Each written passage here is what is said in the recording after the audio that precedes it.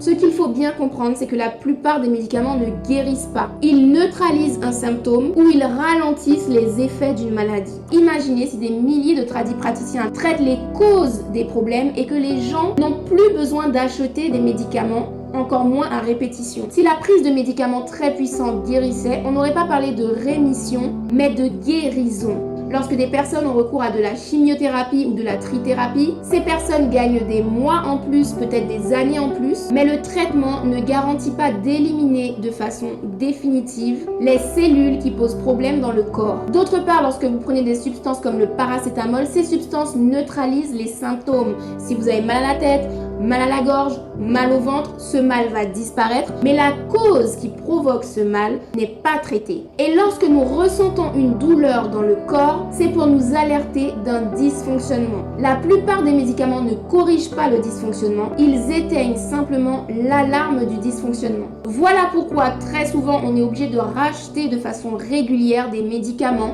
comme dans le cas de l'insomnie. Si un médicament traitait l'insomnie véritablement, eh bien on le prendrait une fois, deux fois. Simplement certaines personnes doivent en prendre tous les soirs, tout comme les antidépresseurs ne règlent pas les racines du problème de la dépression, mais annulent ses effets pendant un court instant. Donc la personne sera obligée de prendre des antidépresseurs très régulièrement. Le docteur Sebi et la plupart des tradipraticiens traitent la cause du problème, ce qui fait nécessairement disparaître l'effet indésirable, le symptôme. Pour l'industrie pharmaceutique, ça veut dire plus de vente de sirop, de spray, de gélules, de cachets, de somnifères, d'antidouleurs, d'anti-inflammatoires et de suppositoires.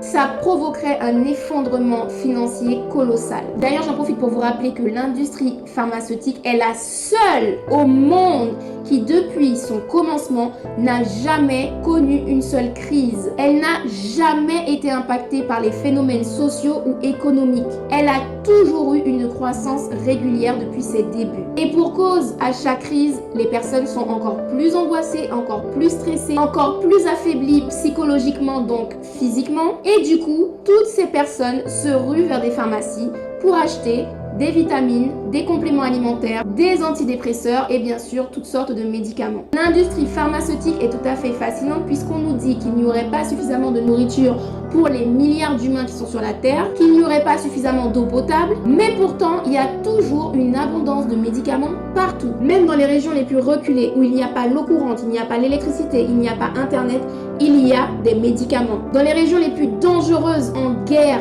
il y a des médicaments. Dans les régions les plus arides où on ne trouve pas un seul puits d'eau potable, on trouve en tout cas des médicaments. Donc finalement, ce ne sont pas les crises sociales, politiques ou économiques qui représentent un danger pour les laboratoires pharmaceutiques. Le seul danger pour cette industrie, c'est que de moins en moins de personnes aient recours à leurs médicaments.